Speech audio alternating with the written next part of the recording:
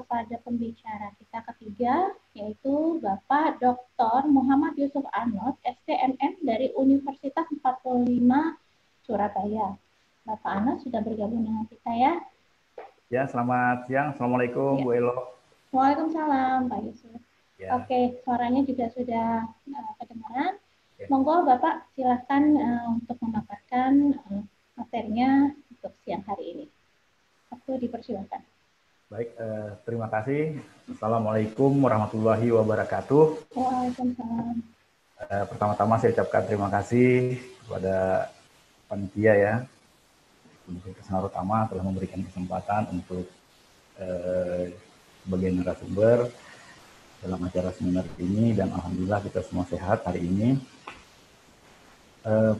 Hari ini saya coba menyampaikan sebuah peluang usaha ya, peluang usaha di mana Indonesia menjadi usaha ini menjadi tempat usaha ini adalah menjadi produk unggulan Indonesia sejak 10 tahun terakhir ya, yaitu sektor-sektor komoditas di pertambangan ya. Jadi mungkin ini agak berbeda dengan pembicara sebelumnya, namun dari aspek wirausaha dan kesempatan untuk membuka peluang usaha-usaha itu sama ya. Saya coba share dulu slide saya.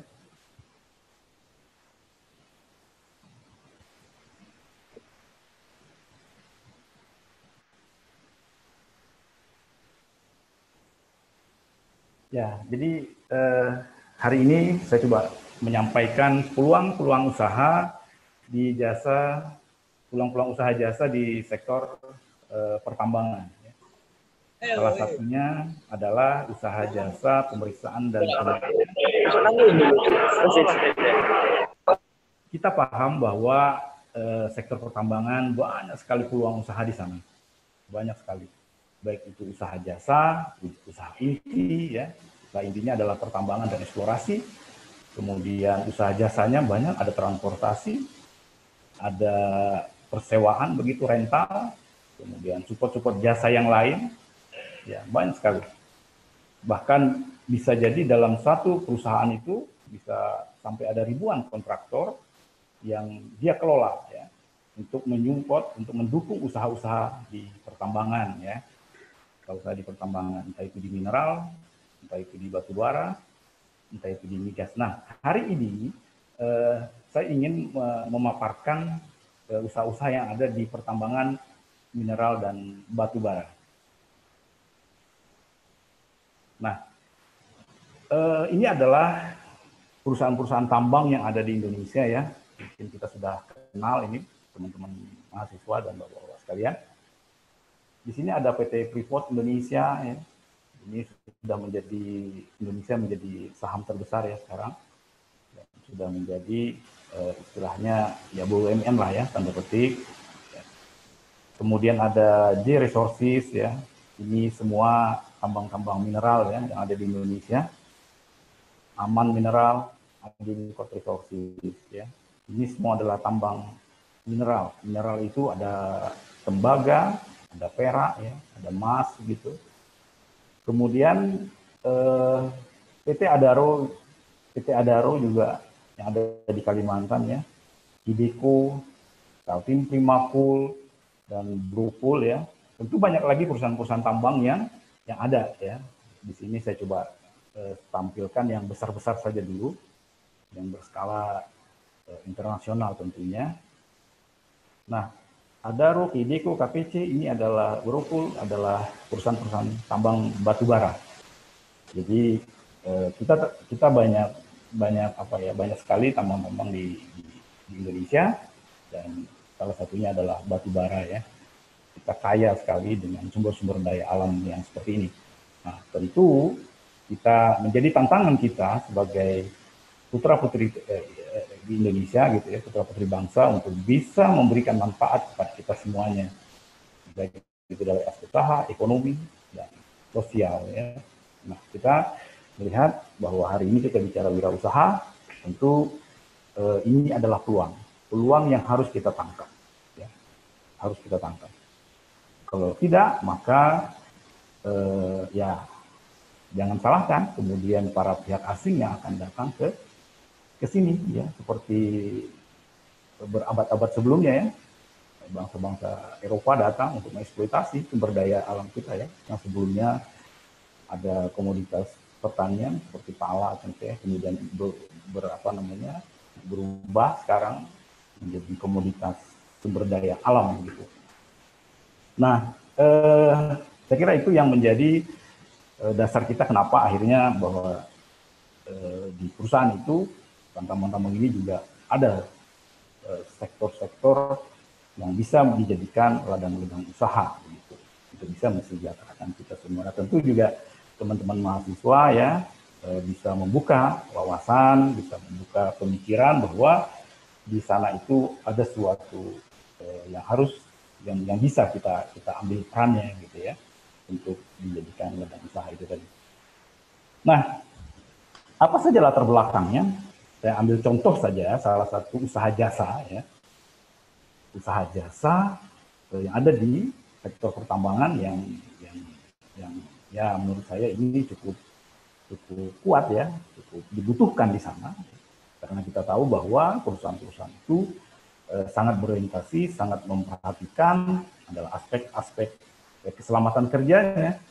Aspek-aspek keselamatan kerja bisa jadi peralatan, bisa jadi manusia, bisa jadi sistem dan lingkungan kerja mereka.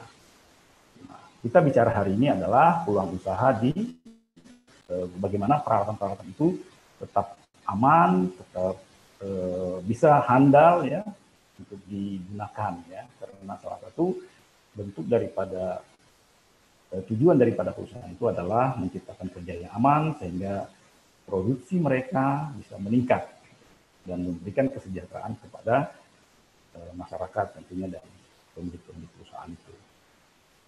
Nah, latar belakangnya adalah salah satunya adalah aspek keselamatan ya. Kenapa aspek keselamatan menjadi sangat penting ya di perusahaan-perusahaan itu? Atau kita kenal dengan K3 ya, keselamatan dan kesehatan kerja ya. Karena setiap kerja itu mengandung potensi bahaya. Itu yang perlu diperhatikan bahwa apapun itu tempat kerja dia berpotensi mengandung bahaya. Nah, dan ini itu harus dikontrol untuk mencegah terjadinya kecelakaan ya. Dimanapun itu ya, tidak hanya di perusahaan-perusahaan di tambang ya, di tempat kerja dimanapun termasuk kita kuliah ya di universitas juga harusnya ya sudah berorientasi kepada keselamatan bagaimana melakukan aktivitas pekerjaan itu. Nah, ini adalah bentuk pertanyaannya, terus siapa Pak yang menjadi penanggung jawab atau yang menjadi sektor leadership, sektor leader ya, yang menjadi garda terdepan untuk bisa menerapkan aspek-aspek keselamatan. Nah, di sini adalah setiap orang ya, setiap pekerja itu bertanggung jawab terhadap keselamatan dirinya dan orang lain.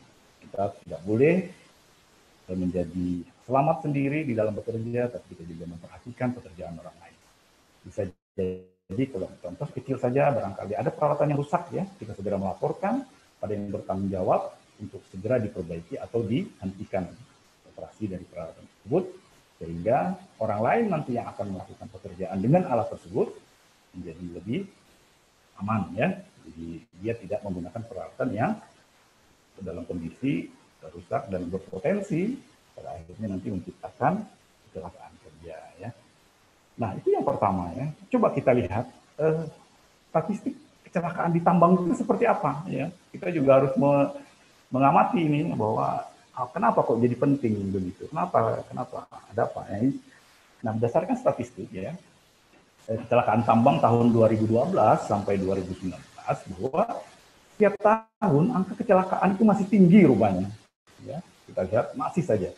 Kalau kita di K3 ini ya di safety itu, ya, kalau bisa zero accident ya targetnya itu. Artinya pada saat ada satu saja kecelakaan, berarti program-program kita tidak handal untuk menciptakan tempat kerja yang aman. Nah, itu perlu evaluasi. Terus dilakukan evaluasi sehingga capaian-capaian zero accident tadi bisa terwujud ya. Nah, kemudian harus ada upaya gitu ya untuk mencegah terjadinya kecelakaan ini. Tidak bisa Regulasi pemerintah juga sudah mengatur ya, ada Undang-Undang 1 nomor 1 tahun 70 ya, adalah tentang keselamatan kerja ya. Di sana adalah bahwa alat-alat produksi, kemudian sistem produksi itu harus dapat melindungi pekerja, harus dapat mencegah pekerja dari kecelakaan ya. Nah, itu adalah amanat dari undang-undang kalau kita bicara regulasinya ya. Tapi dari aspek aspek sosial ya ini juga sangat penting ya, karena harus bahwa keselamatan itu adalah milik kita bersama begitu. Kita berharap kita bekerja di antar keluarga ya, di antar istri dan anak kita, harapannya juga bisa kembali ke mereka pada sore harinya setelah selesai pekerjaan. Tentu tidak ada hal yang kurang ya. Artinya berangkat selamat, pulang selamat ya. Nah, bisa jadi salah satu dari statistik ini ya, kecelakaan itu disebabkan oleh peralatan yang tidak layak gitu, tidak layak ya, salah satunya. Bisa jadi peralatannya bagus tapi personilnya yang tidak kompeten gitu ya untuk menggunakan peralatan tersebut. Bisa jadi. Tapi di siang hari ini kita coba bicara tentang peralatan ya. Bagaimana peralatan-peralatan itu tetap baik dan dikontrol dengan baik dengan sistem yang baik pula. Nah, di sini adalah menjadikan suatu ladang usaha, ya, tempat usaha yang menarik begitu. Apa-apa saja alat itu yang menjadi concern kita ya. Alatnya ada mobile crane ya, ini digunakan di tambang biasanya itu untuk menggunakan sistem hidrolik, kemudian untuk mengangkat yang berat ya. Di sana kalau ada misalkan peralatan-peralatan yang berat begitu, kontainer, terus kemudian pembangunan infrastruktur ya, gedung dan sebagainya di sana bisa pergi ya. Nah itu menggunakan kren tersebut ya.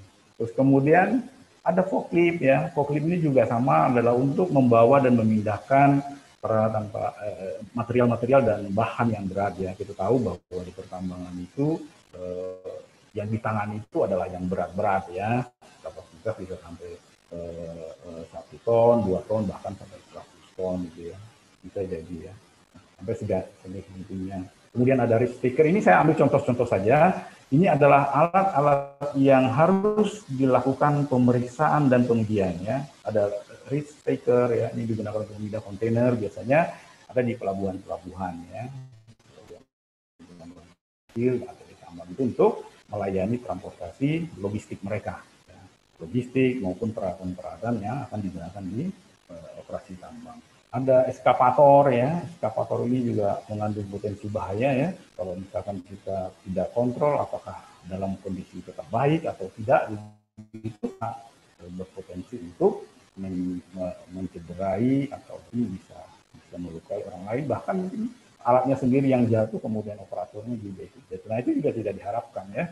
Diharapkan bahwa semua alat itu tetap baik. Ini ada air kompresor ya, jangan tekan juga. Ini potensi-potensinya akan meledak ya kalau terjadi ledakan dan bisa menghancurkan satu gedung.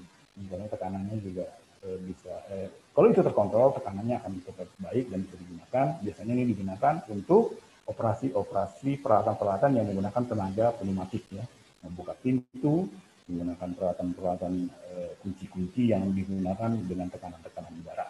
Ini murah memang karena udara bisa diambil dari alam.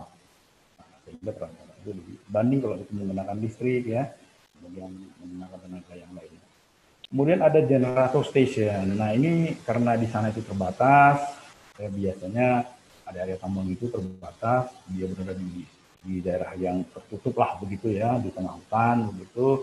Nah biasanya mereka menggunakan generator station. Ini adalah pembangkit listrik yang digunakan umumnya digunakan di tambang. Tapi kalau tambang-tambang yang besar, mereka sudah mempunyai power plant sendiri ya. Nah itu beda lagi. Nah kemudian apa sih keselamatan kerja ya? Ini Griffin O'Neil ya menerjemahkannya itu adalah kepatuhan dan partisipasi setiap individu pada aktivitas pemeliharaan keselamatan di tempat kerja. Ini adalah filosofis banget nih ya. Banyak definisi tentang safety, tapi menurut saya inilah yang lebih tepat ya, bahwa kepatuhan dan partisipasi itu menjadi penting. Ya. Tadi pagi saya juga diskusi dengan dengan teman-teman di keselamatan ya, praktisitas di HSE, banyak definisinya, bahkan ada sampai 10 itu juga masih sedikit, bahkan bisa jadi lebih, tapi semua berada pada posisi implementasi. Namun setelah dibungkus semua, kita simpulkan bahwa kepatuhan dan partisipasi itulah yang penting. Pada saat tidak lagi berpartisipasi, tidak patuh gitu ya dengan ketetapan keselamatan yang telah ditentukan, nah maka potensi bahaya sudah mulai mengancam pada diri kita. Dan itu tidak hanya diri kita dan orang lain ya. Nah, seperti itu. Kemudian itu adalah latar belakangnya, ada keselamatan kerja, ada statistiknya juga masih tinggi, terus kemudian ada peralatan-peralatan yang berpotensi menyebabkan terjadinya kecelakaan. Nah, di mana peluang usahanya ini? Nah, gitu ya, kira itu ya yang menjadi concern kita hari ini. Ini ada suatu masalah besar. Ya, saya katakan ini masalah besar di tempat kerja ya, khususnya di pertambangan. Dan ini membutuhkan keahlian gitu ya. Orang yang mempunyai keahlian, orang yang mempunyai keterampilan ya, seperti disampaikan oleh pembicara sebelumnya, Pak Dr. Kunto bilang bahwa vokasi itu mempunyai nilai tambah ya. Saya sempat bertanya tadi, karena saya juga jadi penasaran, apa bedanya sih dengan lulusan lain yang di perguruan tinggi tentunya ya. Nah, misalnya di sana dijelaskan bahwa itu adalah dia mempunyai nilai tambah, prakteknya dia lebih matang begitu. Karena kalau sudah kita masuk di dunia kerja, ya tentu kesiapan kerja, terus kemudian kesiapan mental kita, kemudian keterampilan kita harus benar-benar sudah teruji ya, harus mumpuni begitu. Apalagi sekarang persaingan juga di tempat kerja itu menjadi sangat besar ya, kompetensi itu menjadi harga mati seolah-olah seperti itu. Tapi apapun itu usaha-usaha tetap kita lakukan. Tapi concern kita bukan pada personil bagaimana dia bekerja di tempat itu, tapi bagaimana dia menjadi entrepreneur. Pada akhirnya goalnya adalah ke sana. Nah, kemudian, ini dia. Di sana itu ada namanya izin usaha jasa pertambangan, IUJP namanya. Jadi pekerja-pekerja atau mungkin pengusaha-pengusaha yang ingin membuka jasa ya di pertambangan itu dia harus mendapatkan izin dulu, izin usaha jasa pertambangan ya. Nah, ini yang kemudian karena topik kita hari ini kita fokuskan satu saja bagian ya, atau mungkin satu saja skop pekerjaan yang di sana itu. Salah satunya adalah jasa pemeriksa dan penguji K3 peralatan di lingkungan proyek pertambangan. Nah, seperti apa ini? Bagaimana kita supaya bisa membuka usaha jasa pemeriksa dan penguji K3 peralatan di tambang di pertambangan. Ya, itu kita harus punya izin ya. Bagaimana cara membuat izin? Oke, kita lihat slide berikut. Ini dia. Ada pedoman ya penerbitan IJP. Itu diatur di dalam keputusan Menteri Energi dan Sumber Daya Mineral Republik Indonesia ya. Ini nomor 1796 tahun 2018. Di sana mengatur syaratnya apa saja, terus kemudian evaluasinya bagaimana begitu ya. Nah, ini bisa di-download, saya kira peraturan-peraturan ini bisa terbuka ya di H namanya ya. Setelah itu nanti di Google bisa. Jadi ini sangat terbuka dan bisa kita pelajari. Nah, di dalam peraturan ini apa-apa saja syarat-syarat yang dibutuhkan ya. Ya harapannya sih syaratnya jangan susah lah ya. Ya harapannya semua orang bisa ikut berpartisipasi membangun usaha di tempat kerja di pertambangan ya. Seperti ini. Pertama adalah tentu mengajukan permohonan izin usaha jasa pertambangan. Nah, nanti di peraturan itu dijelaskan usaha-usahanya, banyak usaha-usahanya di sana. Dan peraturannya juga tidak hanya satu, itu nanti ada bagian lagi yang menjelaskan tentang usaha-usaha yang ingin dibangun. Misalkan catering gitu, ada karena nanti surat permohonannya pengajuan usaha jasa catering, usaha jasa rental mobil gitu, ada. Nanti tinggal kita ajukan saja surat. Kemana ajunya nanti ke BKPM. Oke, nanti berikutnya kita akan jelaskan. Apa saja? Pertama dia ada surat permohonan, kemudian ada akte pendirian perusahaan ya. Karena ini B2B, bisnis to bisnis, maka dibutuhkan akte pendirian perusahaan. Wah, jadilah kalian ini nanti teman-teman mahasiswa ya, jadi punya perusahaan sendiri ini. Wah, ini keren ya, punya perusahaan.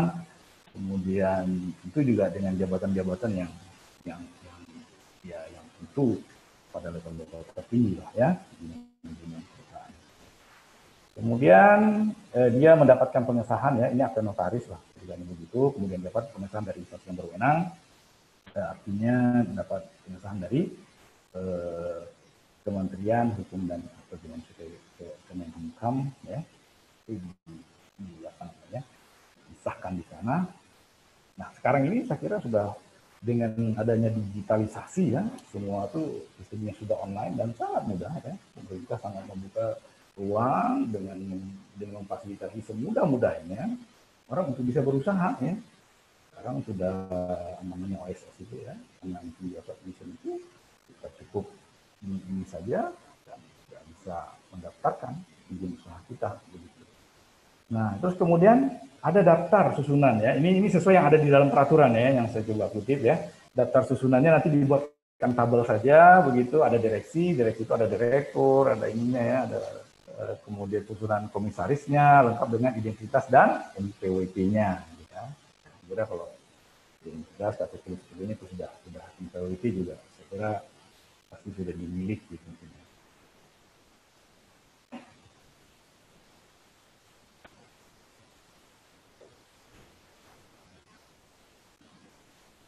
Nah, yang keempat adalah surat pernyataan tertulis ya di atas materai dan distempel basah yang menyatakan bahwa seluruh keterangan ya, yang dilampirkan adalah benar ya. Ini adalah salah satu surat pernyataan bahwa ada yang bertanggung jawab bahwa kebenaran ya dokumen tersebut gitu ya, tidak main asal ya. Ya, saya kira itu kejujuran sangat penting di dunia ini karena itu menjadi modal juga begitu, sangat penting yang harus kita bangun dari awal. Itu sekarang sudah pembicara sebelumnya ya, tanggal 18 November kemarin Bu Eni ya, Dr. Eni sudah menjelaskan bagaimana bentuk kejujuran dan semangat itu harus dibangun.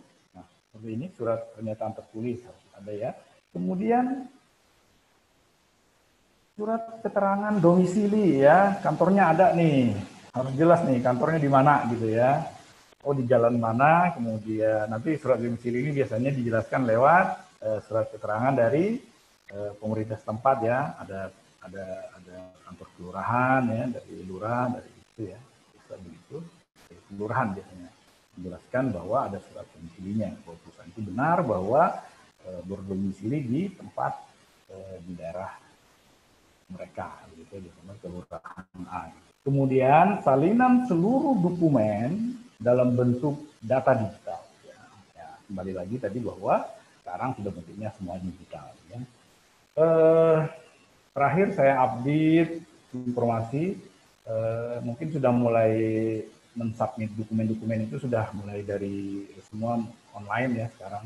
Ya, saya informasi terakhir itu begitu, namun dipetakan lagi tahun depan mungkin di Januari sudah berubah lagi, tapi lebih pada penekanan pengklasifikasian badan usahanya. Apakah berdasarkan, jadi usaha-usaha itu sekarang berdasarkan risiko ya.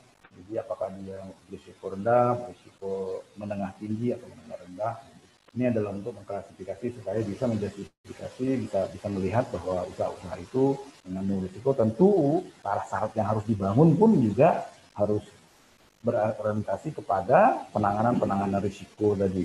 Nah, arahnya pemerintah nanti ke sana bahwa risiko itu harus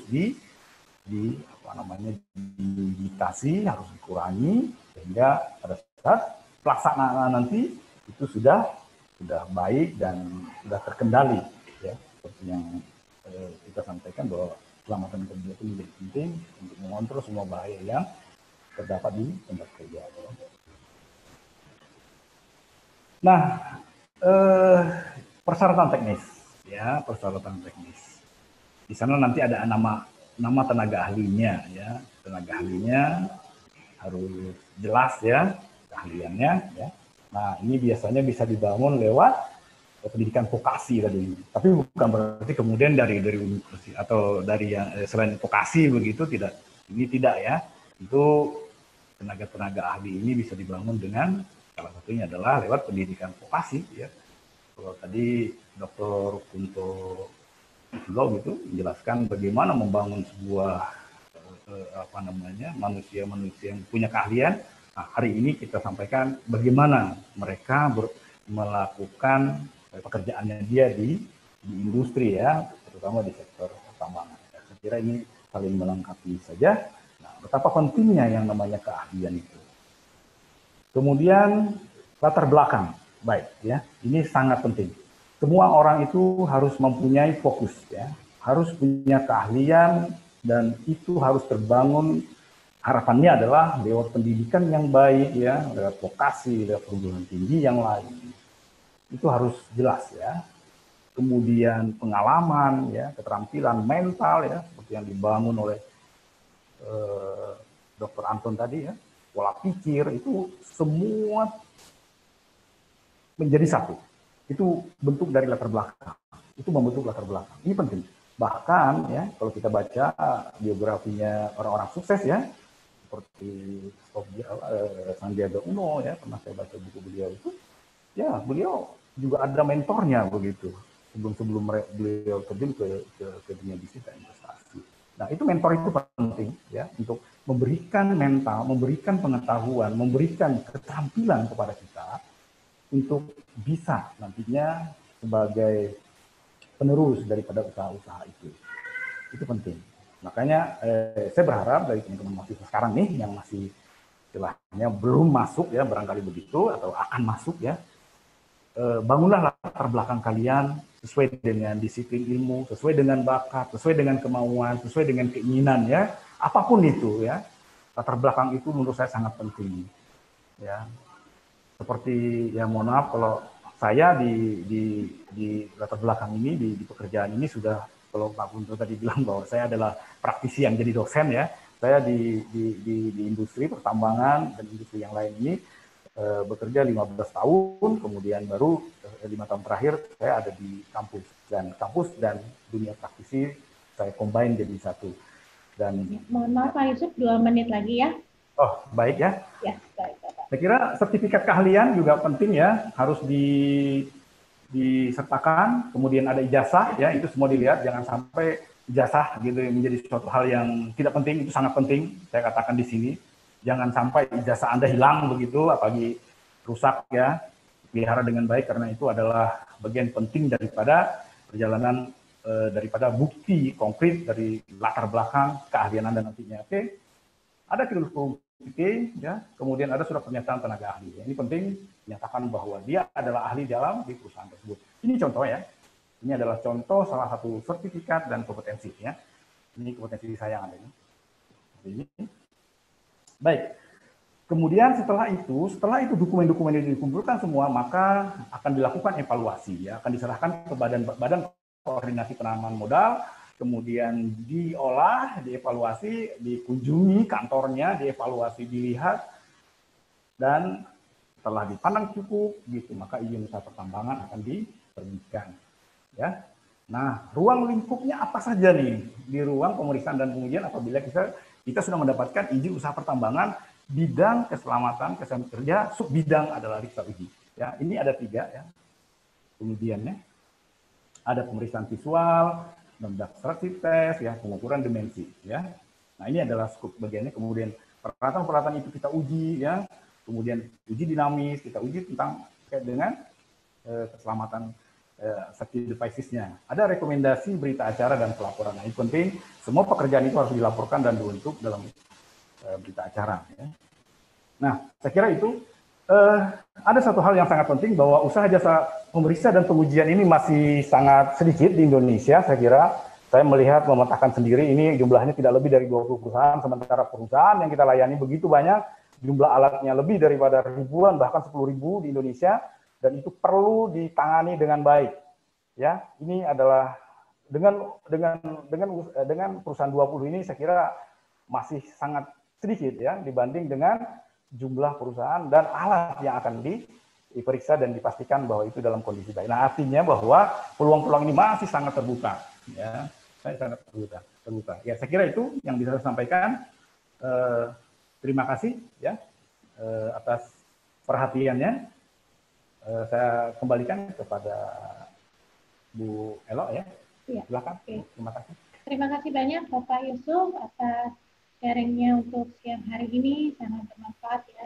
Ini kita mungkin nggak pernah terpikirkan ya untuk di daerah pertambangan apa yang dibutuhkan, apa yang dihadapi oleh pekerja-pekerja di sana. Seperti itu. Tadi saya lihat ada alat-alat berat ya Bapak ya, yang istilahnya pekerja itu harus melalui sebuah proses untuk menguasainya. Nah, di situ yang menjadi tantangan ya sebagai perusahaan yang berada di pertambangan. Ya. Saya buka question ya Pak Yusuf ya. Oke, di sini ya. Di sini ada pertanyaan dari Bapak Kunto Eko Susilo dari Universitas Narotama. Pertanyaannya, selain syarat ijazah akademik, apakah setiap tenaga kerja di tambang harus punya sertifikasi ahli atau terampil? Mohon informasi untuk mendapatkan sertifikasi ahli dan terampilnya, Pak. Seperti itu. Baik, ya Bu, saya langsung saja jawab pertanyaan Pak Dr. Kunto ya. Betul Pak, jadi di tambang itu, di tempat kerja pertambangan, selain kita skill kita, keterampilan kita juga mumpuni, tentu juga harus dibuktikan dengan sertifikasi ya, dengan sertifikat. Tidak cukup kalau kita misalkan ahli di bidang sesuatu, tapi tidak ada buktinya ya, buktinya tidak ada gitu, itu tidak laku. Tapi demikian juga ada buktinya begitu kali ya, ini barangkali ini, tapi keahliannya tidak ada begitu, tidak ada, cuman ya tidak sesuai dengan harapan begitu. Bisa jadi. Biasanya perusahaan-perusahaan itu akan melakukan asesmen sendiri. Ya. Portofolionya lengkap, ijazahnya, kemudian ada sertifikatnya, kemudian mereka melakukan asesmennya, bukan asesmen. Nah, dari situlah si pemilik perusahaan, bukan perusahaan ya, manajemen ya, diwakili oleh salah satu bagian daripada manajemen itu, bisa memastikan bahwa orang ini benar-benar sesuai dengan kompetensinya, sesuai dengan sertifikat yang dimiliki. Nah, itu dia tadi bicara latar belakang, dan latar belakang pengalamannya juga ada ya. Jadi sangat penting, dan bahkan bisa jadi itu adalah pintu masuk ya untuk masuk ke sana. Ini teman-teman mahasiswa, harapannya jangan setelah kuliah selesai ya, jangan kemudian itu semuanya jadi selesai ya. Tentu juga harus bisa mencari sertifikasi ya. Sekarang ini sudah banyak sekali LSP ya, lembaga sertifikasi profesi yang ada di kampus, yang di luar, pihak swasta juga membangun ya. Ikuti ya, harus punya ya, harus punya. Karena itulah yang akan menjadi pintu masuk kalian nanti di industri ya. Kami sering melakukan rekrutmen gitu ya, untuk kebutuhan kami di tambang gitu. Ya, kami lihat kompetensi itu. Tidak hanya cukup ijazah, kami lihat apa dia punya kompetensi. Oh ya, kompetensi ini kami butuhkan. Kemudian kita wawancarai, kita tes, oke, masuk, kita kasih kesempatan ya. Mudah-mudah kita tahun ini kita ambil 4 orang, tahun lalu ada 5 orang, mereka sudah berkiprah di dunia pertambangan saat ini ya. Saya kira tinggal tunggu waktu saja gitu untuk bisa menjadi entrepreneur yang akan berkiprah di pertambangan tentunya. Memang di pertambangan ini agak sedikit istilahnya terbatas memang aksesnya. Betul Bu Elo tadi bilang bahwa akses jadi terbatas dan tidak banyak yang kita tahu. Tapi saya kira semua sudah terbuka ya, akses internet, kemudian manapun itu bisa kita akses. Saya kira lebih mudah kalau saat ini ya. Nah, di mana saja kita bisa mengambil kompetensi-kompetensi itu? Tentu melalui sertifikasi profesi namanya. Sekarang ada badan sertifikasi BNSP ya, Badan Sertifikasi Nasional Profesi, kemudian diwakili oleh LSP yang ada di kampus dan yang ada di perusahaan juga ada. Nah, itulah jalannya kita untuk bisa mendapatkan sertifikasi tersebut. Memang ada sertifikasi khusus ya, seperti yang saya miliki tadi, itu adalah ahli K3 bidang pesawat uap dan bejana bertekanan ya. Jadi itu nanti ada di Kementerian Tenaga Kerja ya. Dari konstruksi juga ada biasanya ya. Kemudian dari sertifikasi seperti itu melalui pelatihan. Harapannya sih sebenarnya backgroundnya harus pas biasanya gitu. Kalau yang keahlian bidang teknik itu ya biasanya sarjana lulusan teknik gitu, teknik mesin, teknik elektro ya, itu ya, sangat mumpuni nanti di sana. Nah, terus kemudian pusat-pusat pelatihan yang melalui Kementerian Ketenagakerjaan juga biasanya menyediakan gitu dengan gratis begitu untuk membangun keahlian-keahlian ini. Mulai dari di BLK ya, rajin-rajin saja datang ke sana. Tidak apa-apa, masih muda, kesempatan kita masih panjang ya. Kita latihan dulu lah, kita ikut pelatihan dulu, ikut pemanasan dulu. Nanti kalau mentalnya udah matang, seperti disampaikan Mas Anton tadi, Pak Anton tadi, kemudian seperti disampaikan Bu Eni juga, maka 5-6 tahun, 5-6 tahun, oke, terjun. Maka bangunlah sebuah perusahaan yang bisa menjadi memenuhi kebutuhan jasa yang ada di pertambangan. Saya kira itu Bu Elo yang bisa saya sampaikan. Ya, baik Pak Yusuf, untuk penjelasannya sangat jelas sekali ya. Jadi selain mereka mendapatkan sertifikat kompetensi ya, ada juga peluang mereka untuk menerima training atau mengikuti training ya untuk mendapatkan skill yang lebih ataupun juga mempertahankan skill yang mereka punya gitu ya. Jadi training-training ini sangat penting dan untungnya memang dari pemerintah mengadakan ya Pak ya. Dan ini biasanya free ya Pak ya? Free. Ya. Dari LSP juga pemerintah khususnya di Surabaya juga sudah ada Bu. Kebetulan beberapa LSP yang ditunjuk oleh pemerintah Kota Surabaya untuk ditunjuk untuk mengadakan sertifikasi profesi ini ya, seperti operator crane, kemudian dan lain-lain sebagainya lah, banyak. Ya, memang mahasiswa atau calon pekerja itu harus banyak cari-cari informasi ya Pak ya, supaya bisa nggak usah takut lah istilahnya, pasti akan ada wadah untuk menampung tenaga kerja ini, terutama untuk di pertambangan. Oke Bapak Yusuf, saya tidak ada pertanyaan lagi di chat, Zoom atau di YouTube. Kami sudahi dulu, kita akan lanjut ke pembicara yang keempat. Ya, terima kasih Bapak Yusuf. Kita akan ketemu lagi pada kesempatan yang lain.